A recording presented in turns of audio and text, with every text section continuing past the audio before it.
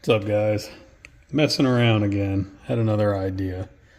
So I've got this little thing I kind of been messing with, which is the brother of this one, because you buy them in pairs, and that one's already in a project. I had this one in a project, but unfortunately that one went bad and I had to strip it for parts, and I have this left over and it's missing an ear and it's got a bunch of glue on it, and so she's kind of, I don't know, she's kind of destined for doom here.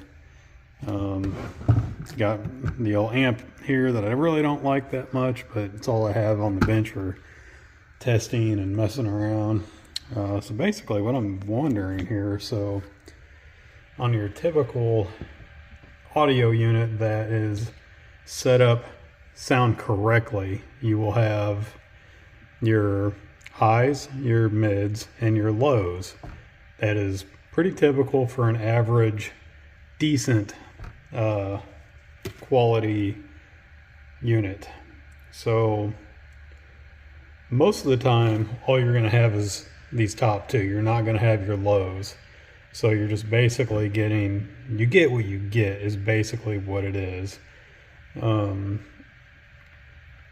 I'm wondering, can you take one of these, which is a coaxial, which is technically, it's technically supposed to be like a woofer surround with a tweeter coaxial, you know, tweeter in the middle guy. But what happens is the two are hooked together, so when you run power to this, it's getting, they're both getting the same basically. So like, a little hard to explain. So these are all split up because on these amplifiers, I guess I can better show you on this one. So you've got a subwoofer channel all on its own, and then a left and right channel all on its own. So versus these two top speakers, they're just run off of the left and right channel. So it gets full range frequency is what I'm saying.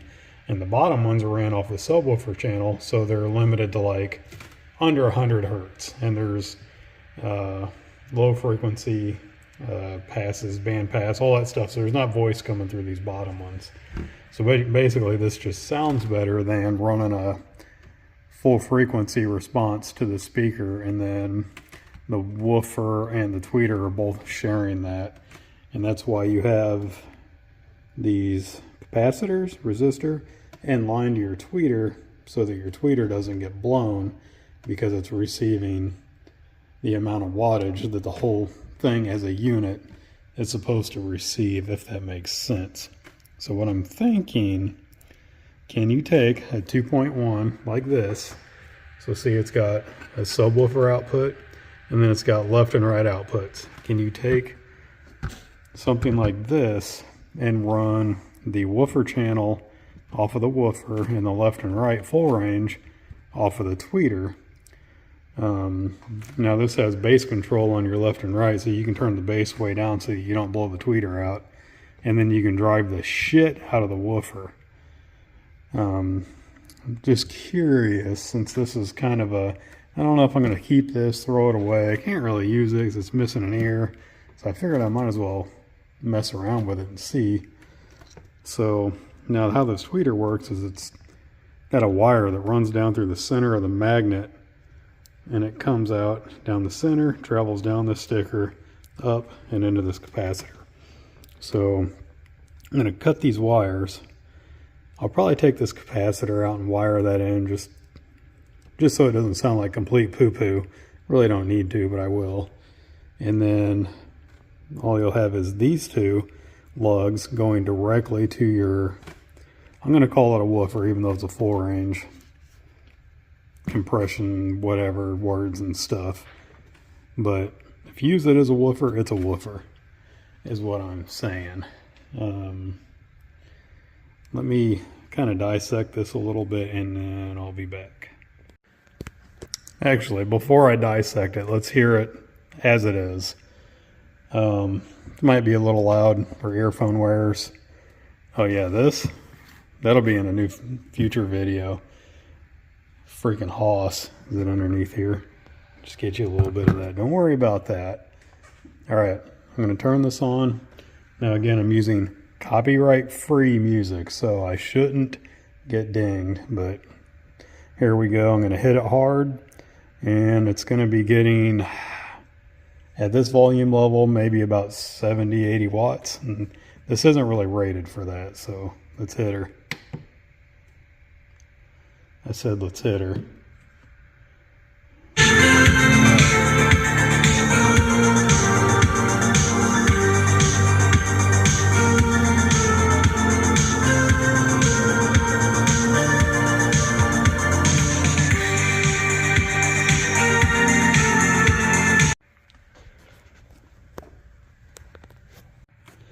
Alright, I've got it all kind of wired up here.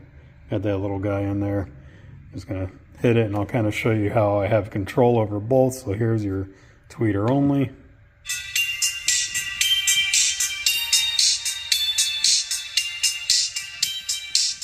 And then I can come over here and I can turn the other channel on.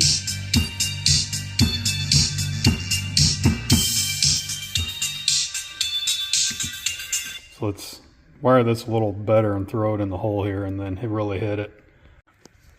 All right, we got her down in the hole. Let's hit it with some power and see what happens.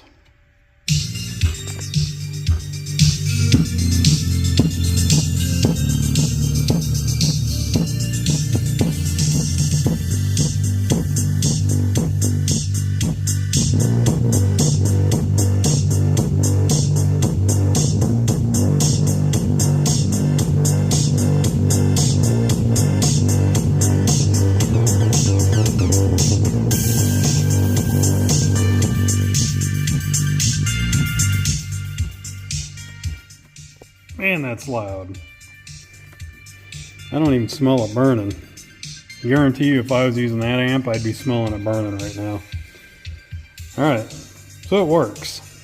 It's mono because, well, we've only got one. Now, have we had two of these on a 2.1, you could take both of your woofers, run them in parallel to your sub amp, and then you would run left and right for your tweeters. Now your impedance is going to be a little weird. Maybe. That's where I'm headed right now, because I noticed that after I separated the two that it took more power to drive this woofer, and I think I know why. So let me get all of this back apart and then we'll be back. Alright, this is going to be a little hard to do. I need 4 hands to do this, so it is what I thought. So for whatever reason, I don't know what I did with it, but here it is, the capacitors, for whatever reason, you can't get an impedance reading through one of these. So if you check your impedance here, the capacitor is going to mess with your reading. Somebody smarter can get in comments and tell me exactly why that is. I've known that for years. That's why I didn't even try to test it before. So what I've done here is I've run the tweeter directly to these lugs.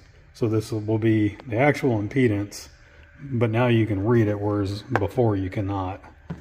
And so now I know why it was a little louder together than it is apart. Try to get it here. So you've got about 2.5 ohms, which tells me, because these are parallel, which tells me that these drivers are 4 ohms a piece. So now if I disconnect that, geez, and I try this again one-handed, get in there.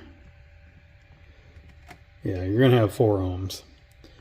So these drivers are 4 ohms a piece. If you put them in parallel, they're now 2 ohms. So when you hook them together as one, it's gonna draw twice as much power from your amp because there's less resistance. Technically is how that works, and it's a good way to burn up an amp. That's why impedance is important. So this amp is only 4 ohm stable, which is kind of weird because I don't know how this plays into the fact, and I know these are the same. These are 4 ohm a piece, but if I actually took a reading off of one that's going to be 2 ohms and this is a 4 ohm amp, then it has no problem with them. So yeah, so that's why it took more power to push this woofer once I separated these. But that's fine, actually. That's fine, because a 4 ohm woofer, I can work with that. That just means you have more flexibility. Your amp's won't get as hot. You'll sound a little cleaner. Yeah. So there it is. This thing's probably trash fodder now. I can't really do much with it. Maybe blow it. If you want to see me blow it or try to blow it, hit me up in the comments and I'll see what I can do. Maybe torch that tweeter too. That's a nice looking speaker though. That's not dust on there. That's, I don't know, it's just some shiny stuff that they manufacture on these Cerwin Vegas. I really like these. They sound freaking incredible. At 275 watts, yeah, right. But they all say that. Yeah, they sound good. But yeah, if you want to see something real cool, come back in a little while. It's been raining for like a week straight, but we'll get her. We'll get her. Thanks for watching. Like, comment, subscribe. Some silliness today.